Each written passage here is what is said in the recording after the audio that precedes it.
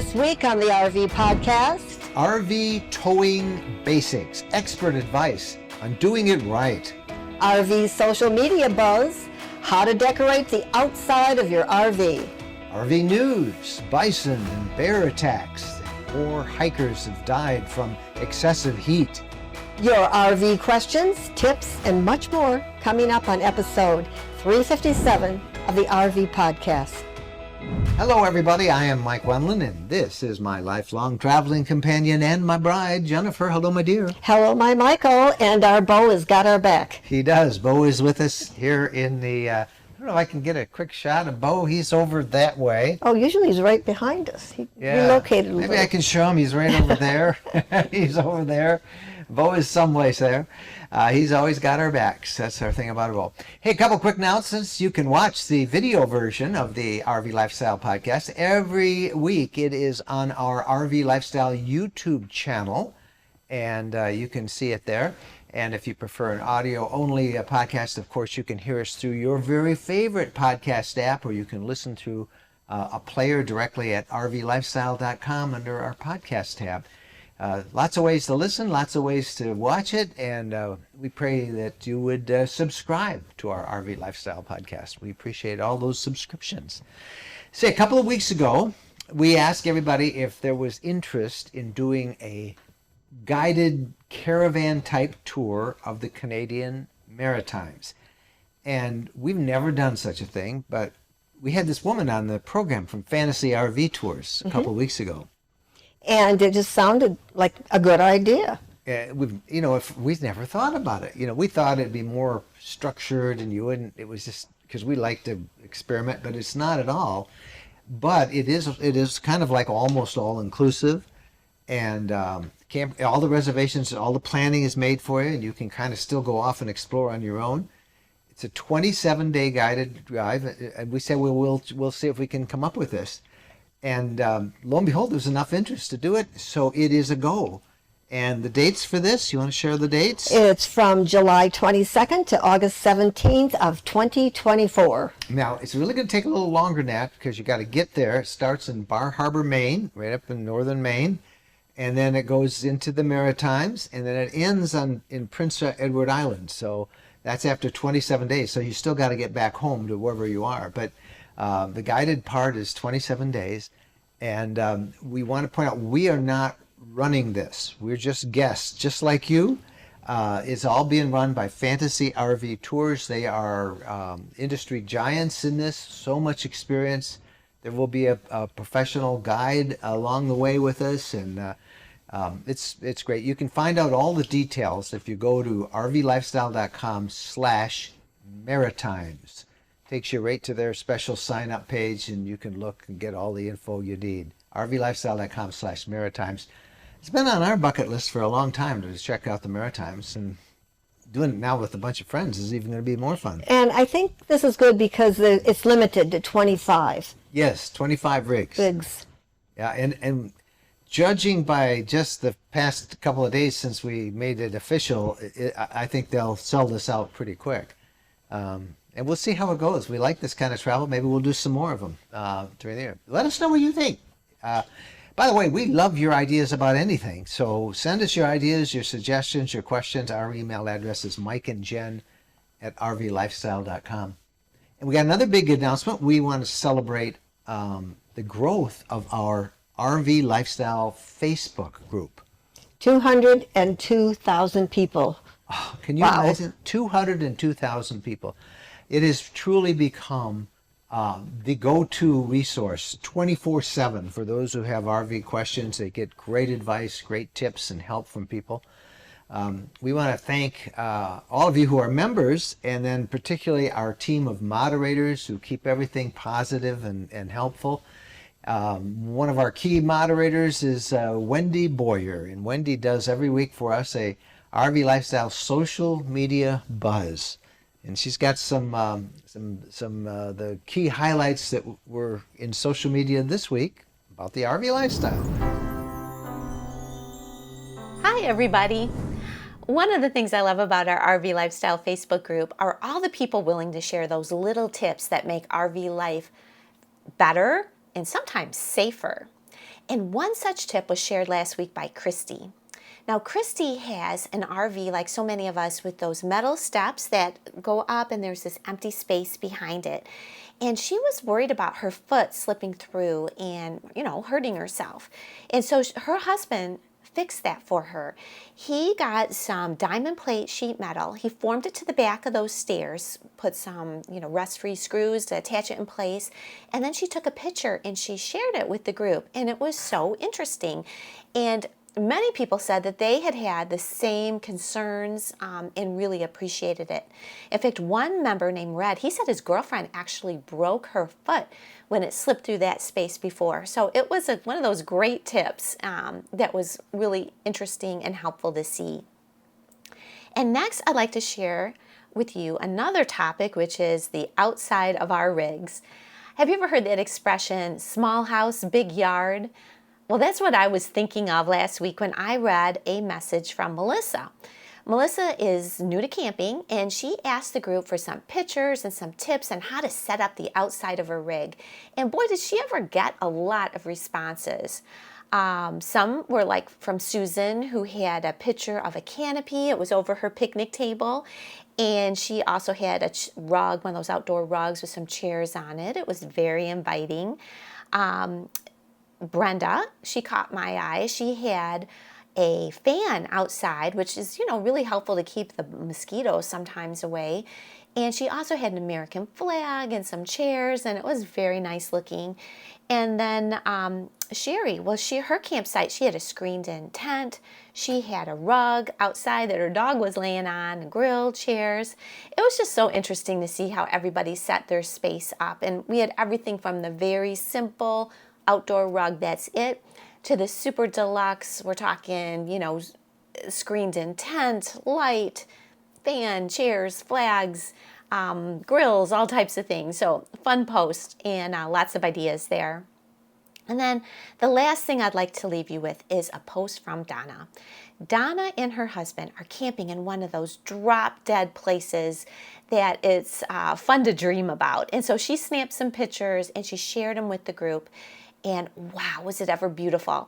She is at the Ghost Mountain Ranch RV Resort in Pollock Pines in the Tahoe area over in California. And it was so pretty. We're talking just the water, the mountains, the giant trees, and it looked like her campsite was very spacious. One of those places that's fun to dream of visiting. And that's it for me this week. I'm Wendy Boyer, and I'll see you next time on the RV Lifestyle Facebook group. It's so nice to see all those pictures and everything. And when you're new to RVing, to have a place where you can go and you can say, how do I do this? Something as simple as decorating the outside of your rig, be it a chair or a rug or something very elaborate with the works. Yeah, it's fun to watch everybody share. All right, it's time now for the RV recipe of the week. And we have a sister blog called campingfoodrecipes.com. Love this blog. So many ideas. One of the biggest challenges for so many people when you go camping is, what do you eat? What do you have to bring? What are some, besides hot dogs and hamburgers, what else can you have? And this is a great resource for you to plan your meals while you're on a camping trip. The editor is Jerica Ma, and she is a regular now on the podcast, and she's got 3 recipes that she wants to talk about today that are near and dear to my heart because I like grilled cheese sandwiches. Here's Jerica. Hey camping foodies, Jerica here with campingfoodrecipes.com. And my question for you today is if you own a pie iron. If you don't carry a pie iron in your RV, I think you should remedy that because it is one of those campfire tool accessories that everyone should take on their camping trip because it gives you so many different options to cook so many delicious meals over the campfire. And that includes grilled cheese sandwiches. And I have to tell you, we went on a bit of a grilled cheese sandwich kick over at Camping Food Recipes this week because, who can go wrong with grilled cheese sandwiches? But of course, we don't want to just give you your basic cheese and bread. We have to elevate it, right? Because this is campingfoodrecipes.com. So we have 3 different grilled cheese recipes that we just uploaded. And what's special about these and what we are really intentional about with these is to use overlapping ingredients with each sandwich. That way you can buy the same ingredients, but enjoy a unique grilled cheese sandwich every day. So the three that we decided on were grilled cheese and tomato, grilled cheese and ham, and grilled cheese with caramelized apples. So you have a really nice range. Each day, just a little tweak to the ingredient list to give you a really nice, tasty, unique lunch. So be sure to check those out. It's a great, well-rounded way to fill in your camping menu. And then while you're there, be sure to check out all the other recipes. We're adding more and more every week. And don't forget to submit your own favorite camping food recipe so we can share it with our RV community so they can enjoy what you love to enjoy whenever you camp. So thank you for joining me today, and I will be back next week with another favorite camping food recipe. Jerica is a foodie. She does a great job. And I love the fact that our people who read those posts at campingfoodrecipes.com can then offer their recipes and share them with everybody too. So it's a great resource. I know how much you like your grilled cheese, and I'm just used to ham, if I'm maybe a couple different kinds of cheese, but it's fun to have different ideas, and I know a lot of you out there have got ideas that you can contribute that'll make it even better. And we got to get one of those things that she was Yeah, talking we've got to about. get one of those pie irons. We used to have one. I don't know where it is though. Might have to get another one. Yeah, so we'll pick one and we'll find a link to it. I think there is a link at campingfoodrecipes.com. So well, I'm going to go order one and we'll get one from there. I don't doubt that for a minute. All right. When we come back, we're going to do the interview of the week. And it's the first time we've done a two-part interview. One part this week, one part next. But if we had to categorize all the questions we get, one of the topics that there is so much confusion on and so much fear, particularly for new RVers, is about towing an RV. When we really break that down, there's questions about towing an RV and then using an RV to tow a car or something like a trailer behind you. So we have a great expert. His name is Gary Sippa, and he is going to join us, and you will be amazed at his expertise, and he's going to tell us how to do it right, how to tow an RV the right way. Stay with us. The one thing that can ruin a perfect RV trip is a bad mattress. And believe us, we know. Over the years, we've tried many and found them all wanting until now. Now we sleep on the RV mattress by Brooklyn Bedding. Quite simply, it's the best we've ever slept on. We chose a queen-sized Aurora Luxe medium firm mattress that arrived tightly rolled in a box. All we had to do is put it on the bed, unroll it, and wait for it to recover from the compression. Then we put the sheets and the bed covers on, and we found we slept so well on it that we ordered another one for our home. That's how comfortable it is. Our sleep is now so luxurious and deep that we can't imagine using a different mattress. Shipping is free, and if you're disappointed with the current mattress in your RV, you owe it to yourselves to try the RV mattress by Brooklyn Bedding. Brooklyn Bedding sends out all of their RV mattresses from their own factory in Arizona. That means they're able to use premium materials at a reasonable price for you with no middleman bringing up the cost. And right now, if you visit rvmattress.com/rvlifestyle, you'll get the maximum discount off your mattress with the promo code RVLifestyle. Again, use the promo code RVLifestyle for a big discount on your RV mattress by Brooklyn Bedding. We're sure you'll be as thrilled with your RV mattress by Brooklyn Bedding as we are with ours. It really is the most comfortable mattress we've ever slept on. Boy, that one topic that's asked all the time has to do with towing. Yep, people want to know how much can my truck pull? What do I need to have in terms of a hitch? Others want to bring along a toad. And I wondered at first, what is a toad? It took me a little while to figure out that that was a car. But so many people out there, you want to take that car. Yeah, and then you have the question of how do I tow it? Flat, all four wheels down, a flat tow, two wheels down, a trailer. Well, Gary Sippa is a guy who teaches a course called RV Basics for the Family Motorhome Association, the FMCA. And he does that at their two big gatherings in the summer and in the fall. It's a 2.5-day intensive course, and it's just so well thought of and well reviewed by those who've taken it. And we were able to sit down with Gary and to do an interview that is going to last this week and next week. This week, we're going to talk about towing an RV behind our truck or some sort of a tow vehicle.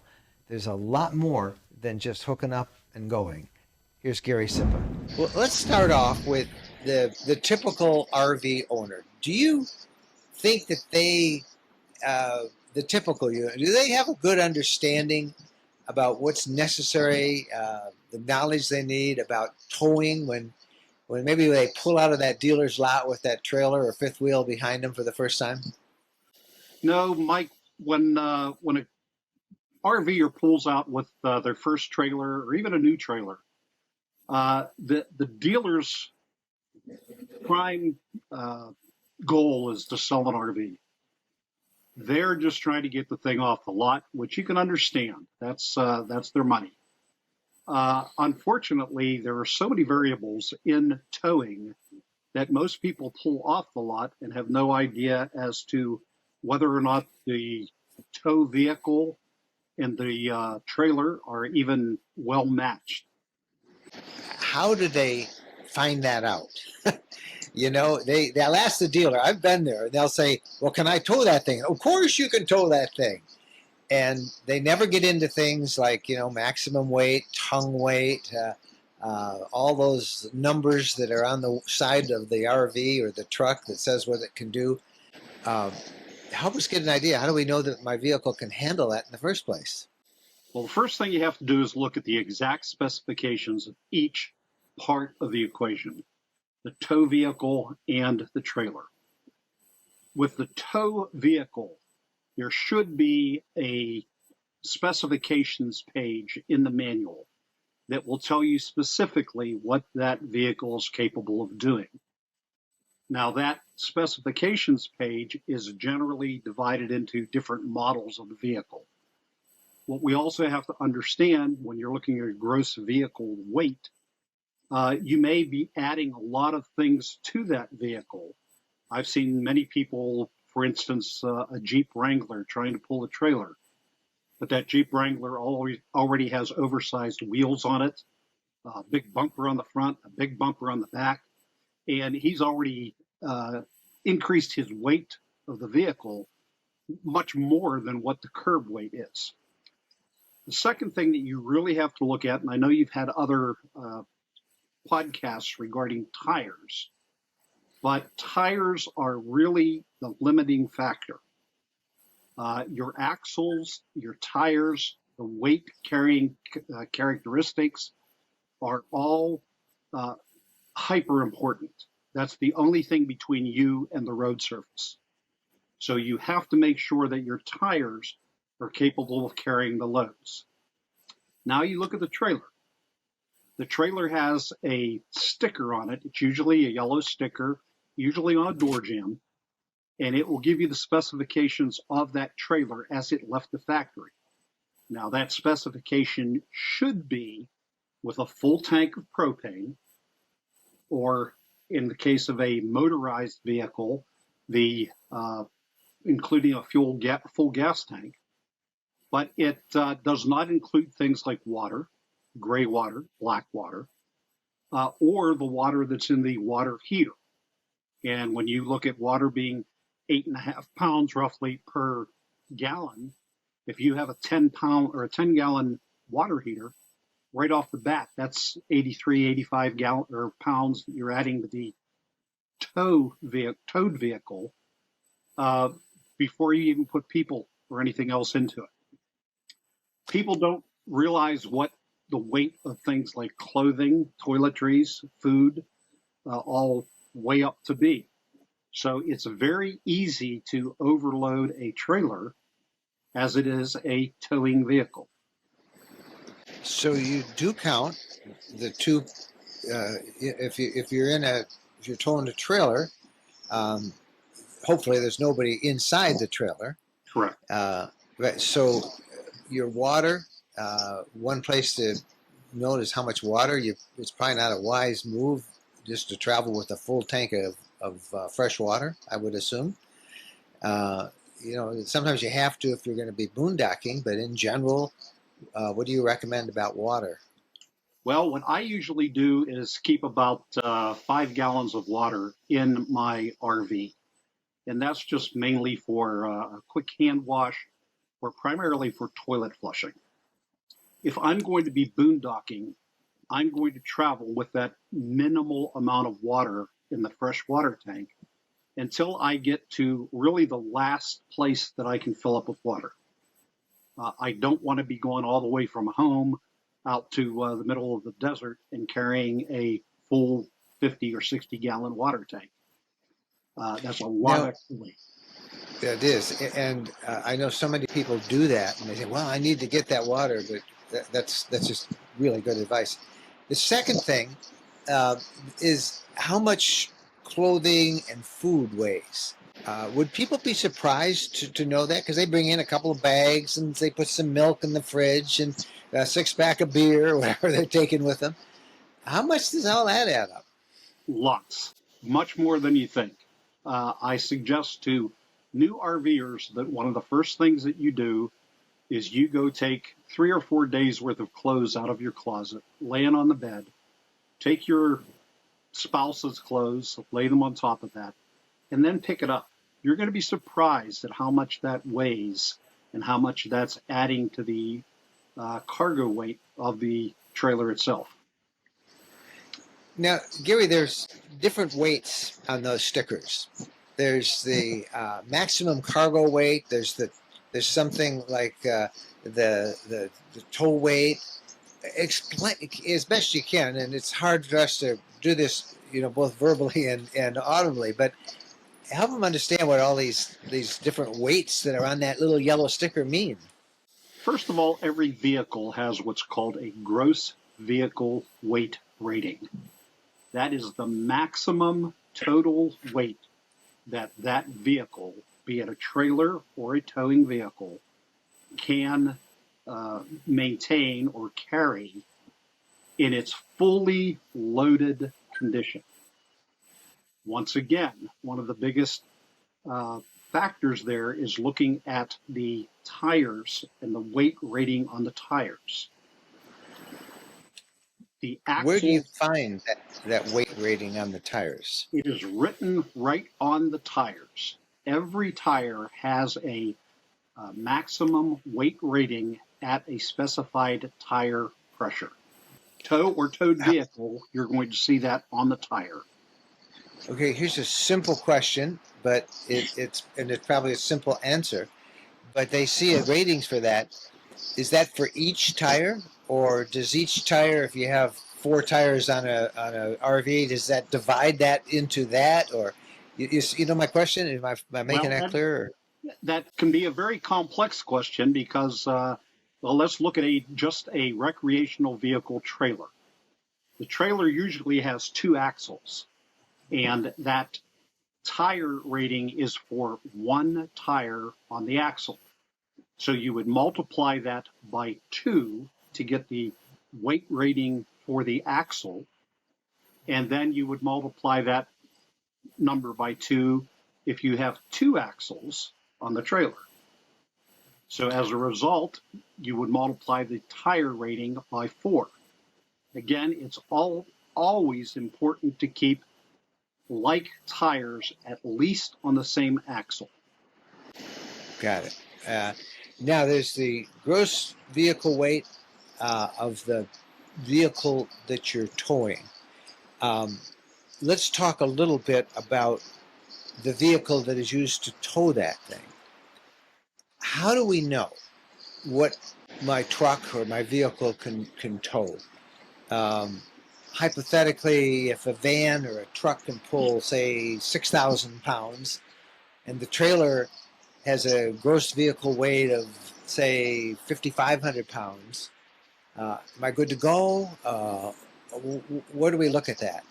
Every vehicle has a maximum load weight. It also has a maximum towing weight.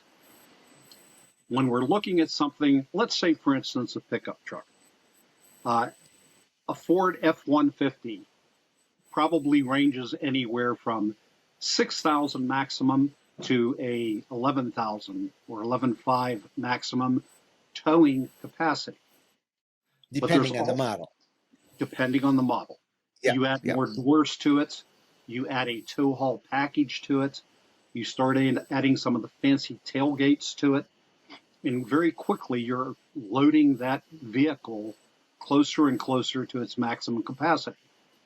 The other thing you always have to remember, the RV industry generally looks at the weight of one person as 157 pounds. Good luck with that. You can see from looking at me that I'm over 157 pounds. So Yeah. We have to also consider the weight of the passengers, plus the laptop computers and the purses and the suitcases and the coolers, everything else you're going to throw into it. Now, And the dog. Don't forget the dog. Yeah, the dog. And 6 kids. Yeah. That's what people often overlook. And before they leave home, they're already overloaded on the vehicle. You also have to look at the weight of the hitch that is on the back of the tow vehicle. So again, let's look at this 150. We put a tow hitch on the back of it. A simple ball on a receiver is maybe 5 pounds.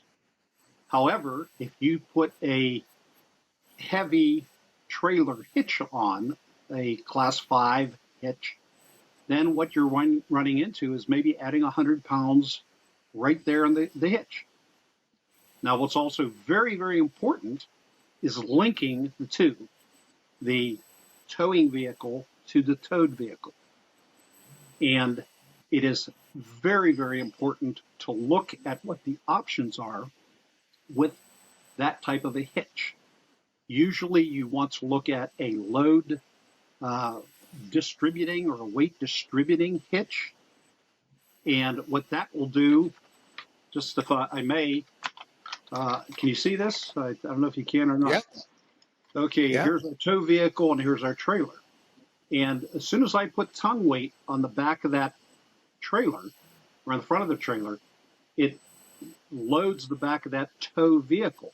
So your wheels come off the ground on the front. It's very hard to steer that kind of a situation. A weight distributing hitch will allow you to maintain the angle that all of the axles are equal and level. And that is very important. Now I'm distributing the weight on both the front and the rear axles of the towing vehicle. And something else that's very important, I've got 2 axles on this trailer. If I can't that at an angle, I'm putting most of the weight on one of the 2 axles. Therefore, I may have actually overloaded that single axle and underloaded the other axle. So that connection between the two is extremely important. Does it help to have airbags on that truck? Does that have any effect on it? Airbags do nothing to increase the weight capacity. They will keep you often from bottoming out. They may allow you to adjust your attitude a little bit. Say, for instance, coming out of a driveway, coming down your driveway from your house when you're leaving, you might put a little more air into it. Airbags you have to be careful of, because if you get them too heavily inflated, it could actually affect your ride and make it a bumpier, heavier ride. In fact, I've noticed that I have airbags on mine, and I found that it didn't improve it. And the unit I was pulling wasn't that heavy that I really needed it. It was pretty straight. We're talking about a lot of different things here, and I want to get, what about anti-sway bars? That's another piece of weight that you want to put if you're towing a trailer. That you got to calculate for that weight too, I would think, you know? Yes. And with a weight distributing hitch, generally there is an anti-sway mechanism involved in it. either something to dampen the sway if it should start, or something that keeps the sway from occurring from a dead straight ahead pull. Now you also have can put various mechanisms on the axles of the vehicles that keep the tow vehicle from swaying. Again, the bigger you go, the more weight it adds. Now, I'm not selling any products here, but one of the things that I have had extremely good success with is something called sumo springs. Mm-hmm. Basically, the sumo spring is like an pre-inflated airbag. It does not need adjustment. It's very compact, flexible material that goes between the axle and the frame. It really helps with keeping the tow vehicle on the road and moving straight ahead, especially when you're going around corners. Now, I want to ask you about weighing all this stuff, since we've been talking about weight. For the average person, how do they find out what their truck can safely tow? And now we know how to find out the maximum value. It's on that sticker about what its maximum weight is. It's the cargo carrying capacity. Is that what it's called? But how do we know that truck that they have that is going to be able to pull it? Do they have to go to the manufacturer? Where do they find that out? Every vehicle has a trailer towing capacity. You will find it in the manual for that vehicle. And some of them may require additional equipment to meet a specific towing capacity, such as a transmission oil cooler. So if you buy again, going back to a Ford, you buy a Ford with a max tow package, you're going to get a little more heft in the transmission cooling and probably a little bigger alternator to run some charge wires back to the trailer. But the vehicle itself will have a specification from the factory. And that's in the manual, or I suppose you could go to and we'll put website links and stuff in this video.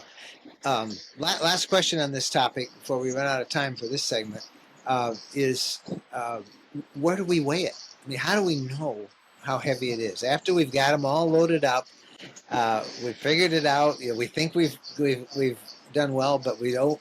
You know, there's only a couple thousand pounds that you can mess with. It looks like from most of the ones I've seen. How do I know I'm not over? Well, the best thing to do is essentially weigh every single tire position individually. You can generally do that at any of the larger national or regional RV rallies or meetings, conventions. There's generally someone there who can weigh by wheel position. What I recommend to people is go find a grain company, a concrete company, a metal scrapyard, and ask them if you can use their scales. And what I recommend is pulling on the scales one axle at a time. So you'll know what the first axle of your tow vehicle would be. Then you know what both axles are, so you can subtract your front axle and you'll get your rear axle weight. Then you continue to move on and you do the same thing with your trailer. So you'll know what each axle weighs. And that tells you how your load is distributed, how you may want to redistribute. Now, what about these cat scales that I see along in big truck stops along interstates, usually? Are those helpful at all? Absolutely. You can use those, but bear in mind you're probably going to get charged for a weigh ticket. Whereas if you go to any of the local yards, generally I find that they will gladly allow you to pull in between the vehicles they're weighing. It's the same type of scale. It's a certified scale, but they'll tell you, or you can actually see right on the side of the scale, what the weight is of each axle. That's for your own edification.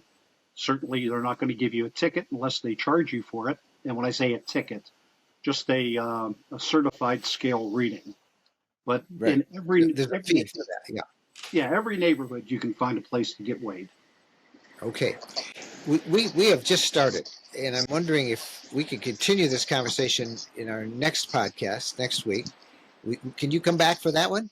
Absolutely, be happy to. All right, and we'll try and talk then about towing a motor or about a motorhome, and the same issues there about weight and whether that motorhome can tow something. So we'll put links to all the different resources that we can find that Gary has been talking about. And Gary, we'll have you back next week, and we'll have part 2 of this conversation. Great talking to you, Mike. Thanks. Oh, Gary had so much valuable information for us. He did. And more next week about toads. It took us a long time when we first said, well, people bring in toads? What is a toad? Well, think of it. A vehicle hooked up behind an RV is towed, right? T-O-W-E-D. So it's natural that somebody's going to call that RV that's being towed a toad. T-O-A-D. I don't know. People are crazy, right, with what they call stuff. But anyway, next week he'll talk about that. And we'll be right back after this with the RV news of the week. When we're on a road trip, we always seem to find a way to stop at a Camping World center. There are over 225 Camping World locations across the country, and there's always one close by when we need parts and accessories for our RV or just want to shop. In fact, we have so much fun with Camping World, and as we talk about it as one of our sponsors, they have agreed to offer a 10% discount if you use the coupon code RVLifestyle10 when you buy $99 or more in merchandise. You'll find everything you want, from outdoor furniture and appliances, the ones you see us use in our videos and that we talk about here in the podcast. RV extras that include everything from camping chairs to fire pits, electrical accessories, must-have gadgets. Check them all out. And again, don't forget, use the coupon code RVLifestyle10 when you visit campingworld.com. Welcome back. It's time now for the RV news of the week. And we've been reporting all summer now about, and even had an interview with a ranger at Yellowstone about the problems with tourists, about the unpredictability of animals, and more stories this week about it. Okay, our first story, a 47-year-old woman was seriously injured at Yellowstone National Park last week after being gored by a bison. The woman was injured in her chest and abdomen while on the north shore of Lake Yellowstone. It was not clear how close she was to the animal. Also last week, a different woman was severely injured by a bison at Theodore Roosevelt National Park in North Dakota. Exact details of that case is not clear. Okay, guys, it's mating season for bison and remains so until mid-August, making the animals even more unpredictable than normal. Yellowstone requires visitors stay at least 25 feet from bison, though many people regularly break this guideline to take pictures. And then, like you said, we interviewed a Yellowstone park ranger to talk about this and other safety issues, so people can watch that interview. Yeah, we'll put a link to the show notes at this episode. You can find them at rvlifestyle.com /podcast, or just click the podcast tab at rvlifestyle.com. I saw an interview with this woman who got gored at Yellowstone, and it was quite a story involved. She and her boyfriend were on their way to the lake, and they had seen some elk, and following the advice of officials at Yellowstone, they waited until those elk had gone away, and then they walked on. And as they were walking, this bison came on the boardwalk, and that's when it just charged at her, and there wasn't much she could do. But the backstory to that is this was a very special trip for her and her boyfriend, because he was going to propose to her at Yellowstone. And so instead, he had to propose to her at the hospital. She said yes, by the way. So that was quite a story. But again, just be careful. Walt Disney has made us all think that these little animals are all cute and cuddly.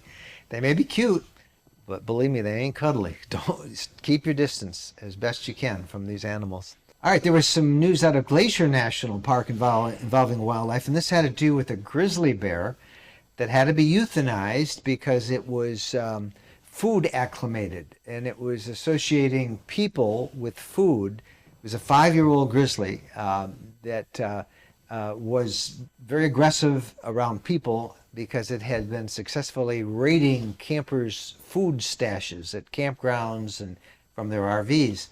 It was a female bear, and she successfully took food off of a picnic table at Mini Glacier Campground in late June. Officials had to close that campground. They ended up hazing the bear to get her away. And if you've never seen that, they make a lot of noise, and they shoot little pockets of like bean bags at the bears, and then they make noises around them. So they hazed it twice, and it went away. And they thought it was all gone, but then last week it showed up at the Swift Current Lake boat launch, which is right near that campground. And there it literally charged a family. They were having a picnic there, and the animal was able to get some of their cold beverages.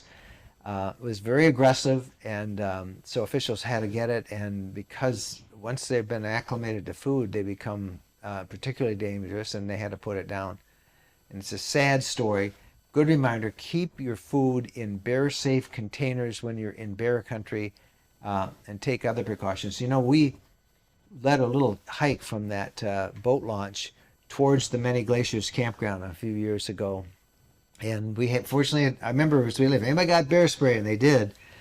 And we were literally 5 minutes down that path, and there we saw 2 moose and very close to us, and then a bear. And the bear, we were able to haze it away, but you know, they're all over. That's their country. And speaking of bears, there was a terrible story out of West Yellowstone involving a woman whose body was found in the Gallatin National Forest. West Yellowstone is a little town that abuts the west entrance of Yellowstone National Park, and the forest comes right up to there. And she was apparently a hiker, and she had been mauled by what officials say is a bear. As we report this, they're searching for the bear now. So be careful out there. A 14-year-old girl spent the night lost and alone at Zion National Park last week before being found by the rescuers and reunited with her family. The girl and her family were walking the Narrows when they broke into 2 groups, a faster and a slower group. The girl decided later to try to catch up with the faster group, but when she took off alone, she got lost. The Narrows goes through a narrow section of Zion Canyon, and at times travelers need to wade through the Virgin River. Rescuers found the girl without shoes in the morning. She had slept with bugs and in mud, and her food had soiled from the river. Otherwise, she was okay. And the story is a good reminder for all not to separate from a group when hiking. Now, we've hiked that Narrows, and it's a wonderful hike, just such a spectacular place. But man, stay together when you're hiking. No matter how far you think you're going to go, it can be very confusing. And if you find yourself in a situation like Mike and I, where we had a dog and we both couldn't hike together, go and hook up with other people. Walk with them. Ask if it's okay. You're not stalking them, but you don't want to be alone. Yeah. Walk with other people. Always, you want to be if you can. You don't want to hike alone in a national park like Glacier or Yellowstone or Yosemite, where you're in bear country. You know. This is another sad story that involves one of our national parks. This is at Death Valley National Park, where a 71-year-old hiker, presumed hiker, was found dead right outside the restroom at the Golden Canyon there at Death Valley. Officials believe it was a heat-related death. They think he had either been hiking and had gone to the restroom after a short hike. The temperature that day was 121 degrees. And in fact, it was probably hotter there because he was down in sort of a little canyon area, and it radiates the sun's heat even more. We did a story last week about people flocking to Death Valley because of this heat wave, and having selfies taken with the thermometer showing how hot it was. And it just, what's the matter with people? So that's the second death at Death Valley. And I read somewhere that there were dozens of heat-related deaths throughout the West and the Southwest. Not all hikers, but because of that excessive heat. So sad thing about the 71-year-old is they were going to send a helicopter to rescue him, but it was so hot that the helicopter could not fly. And while they tried to help him, they were unsuccessful. So just use common sense. When it's this hot, you can come back at a different time. Don't ever hike past 9 a.m. in Death Valley in the summertime. All right, then one more weather-related story. Flooding in Vermont that we told you about last week completely washed away a bridge connecting the Onion River campground to a nearby highway, stranding those in about 28 campsites. The campers had no electricity, no water, and no way out. Many turned to generators in their RV toilets to get by. As the water receded, a back road was formed, and eventually everyone was able to leave using it. And meanwhile, as the campground owner rebuilds, residents in the area who lost their homes to the flooding are temporarily moving in. Flooding is one thing people may not think while camping, but it happens. And to see a story that we put out about 5 campground dangers, Yeah, we'll put a link. we'll put a link, and you can be aware of things that you don't always think about. And the link, and you can find all this in like our show notes, rvlifestyle.com/podcasts, or just look on rvlifestyle.com. There's a podcast tab, and you can find them there. All right, so that's what's happening in the campground and the hiking and the lifestyle parts of the RV news this week. But time now to check in with the RV industry news.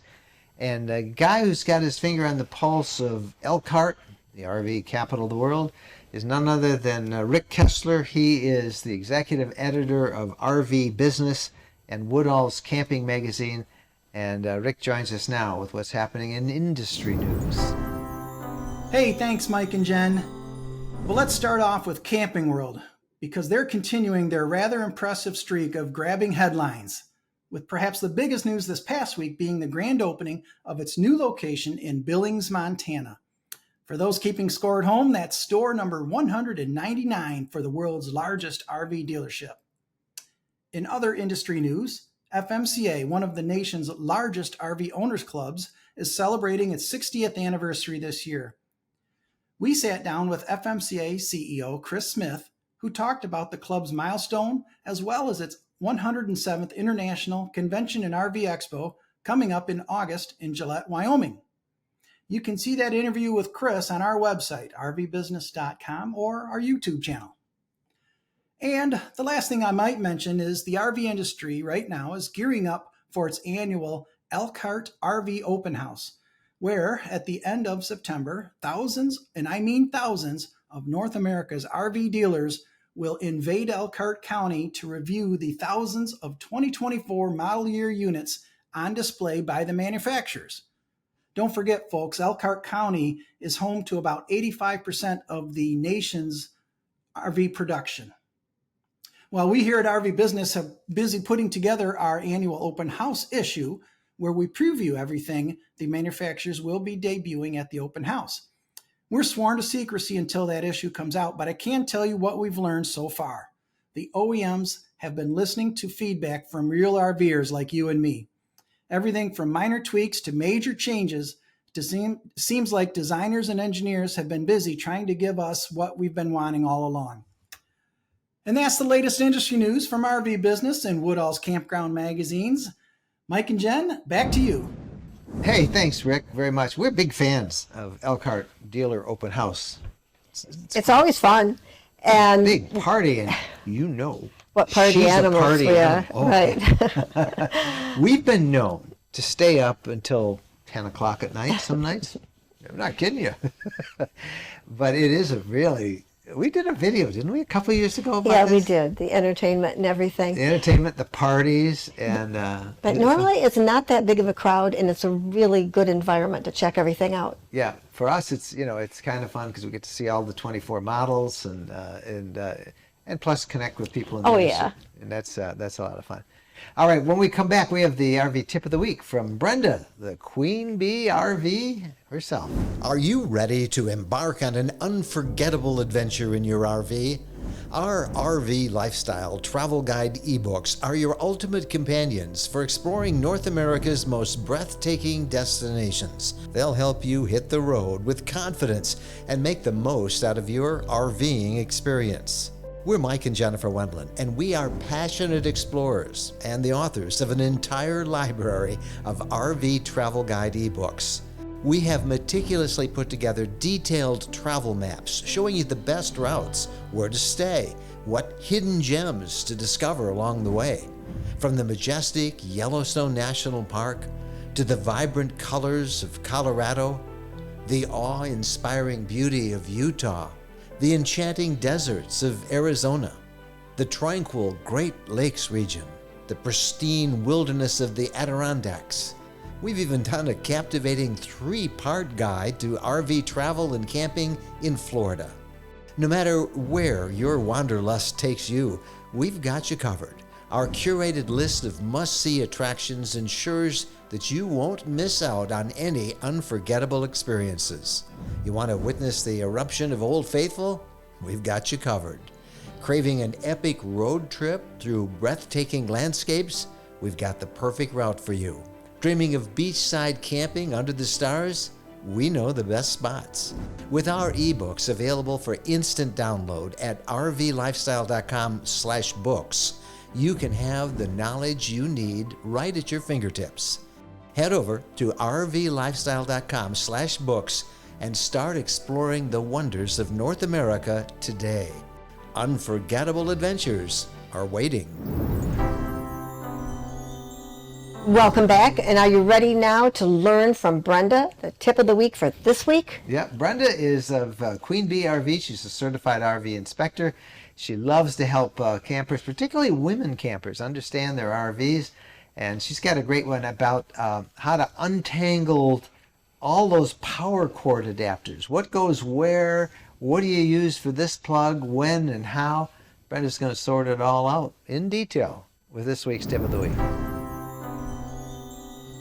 During your RV adventure, you undoubtedly will encounter a bunch of different types of outlets, also known as receptacles, when you're plugged into shore power using 120 volts AC.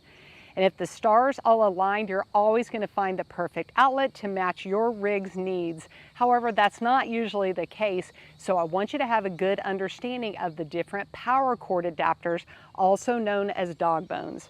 So first, let's talk about the reasons why you might need to dog bone.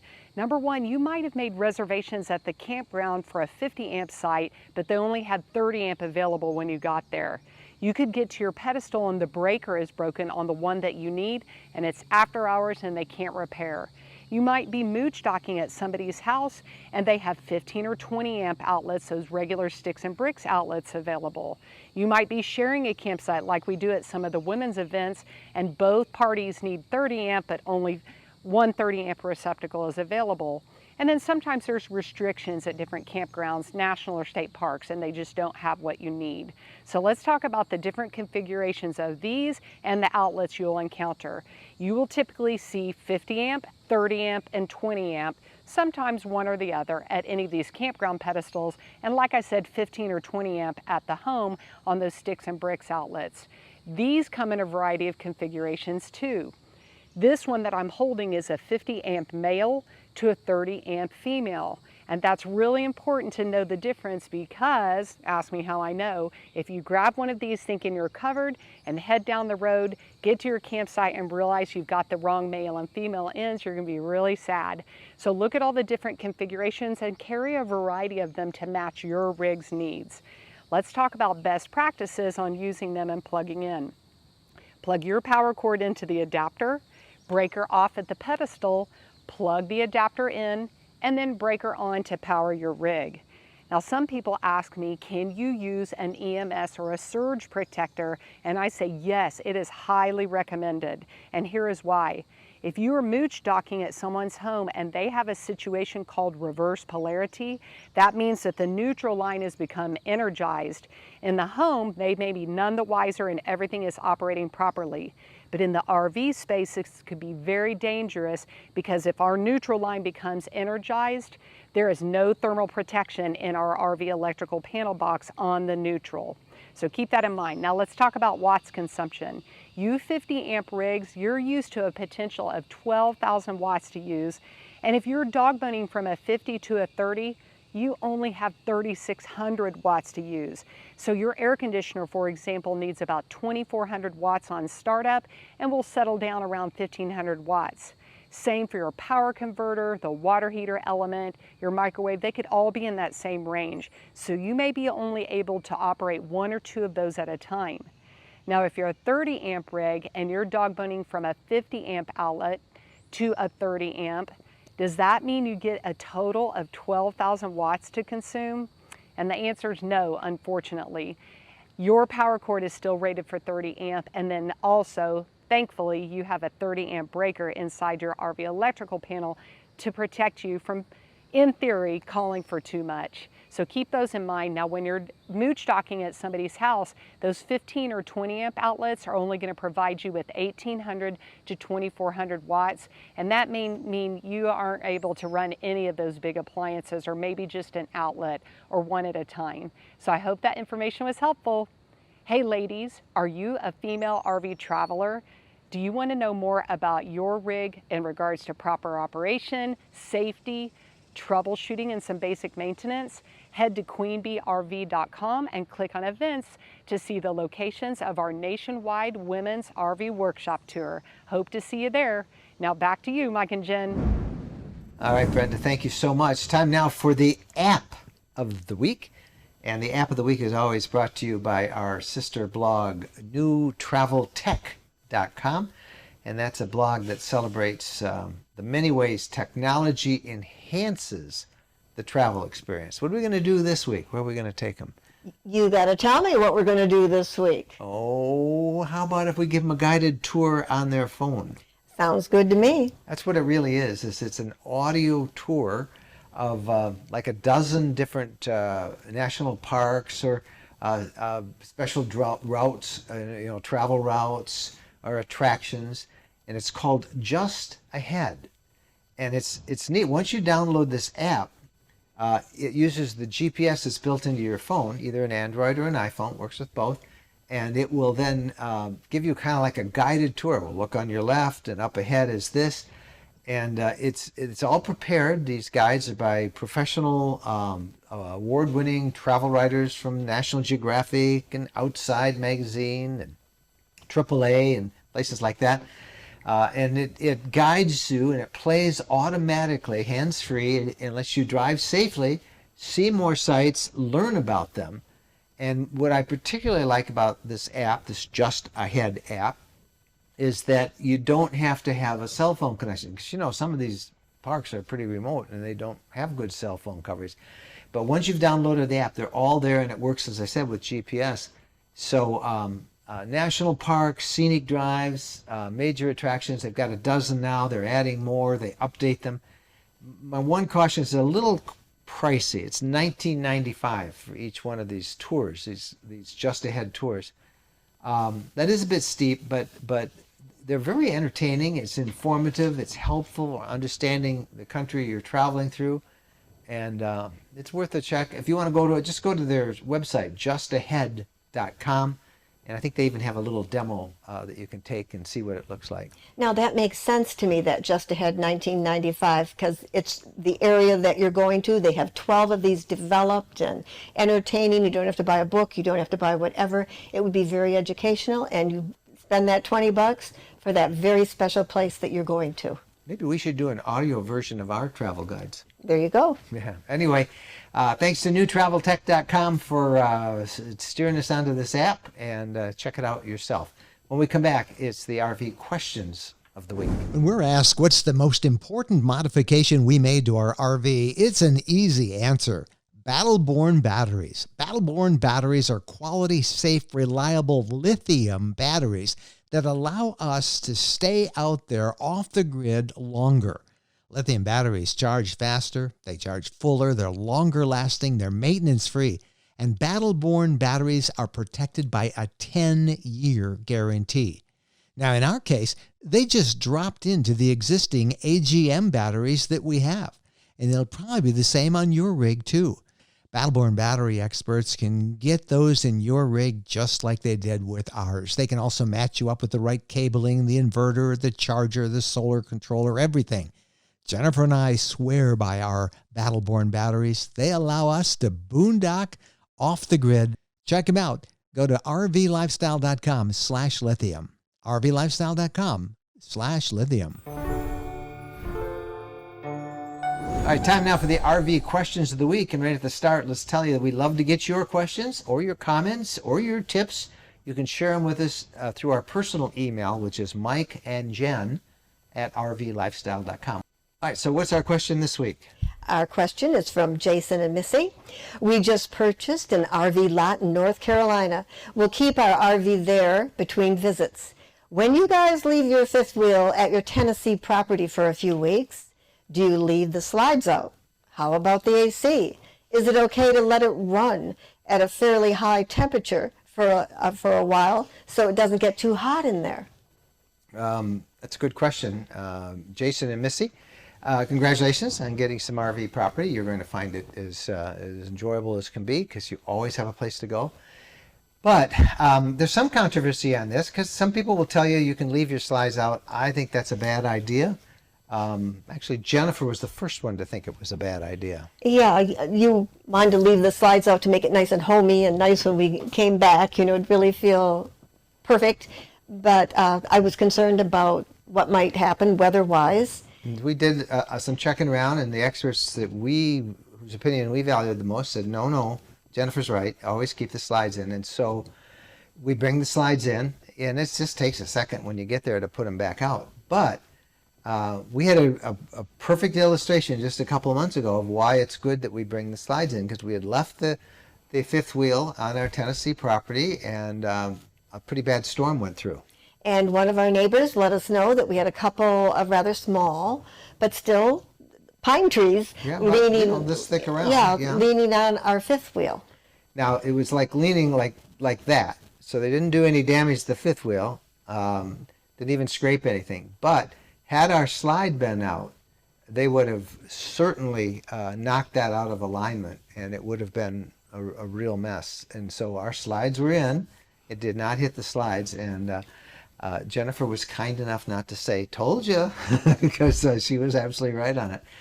As far as electricity goes, I'm a real firm believer that you do not want to have, I even unplug electricity in the middle of an electric storm. Or, if electric storm's coming, I'll go unplug it until the storm is gone, because lightning can do unbelievable damage.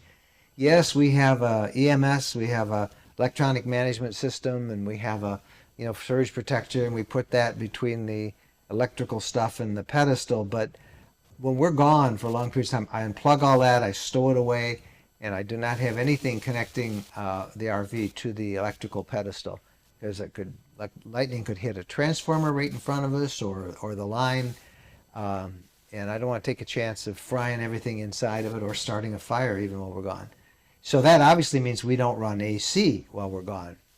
And that can be problematic because it gets 100 degrees in there, in the summertime.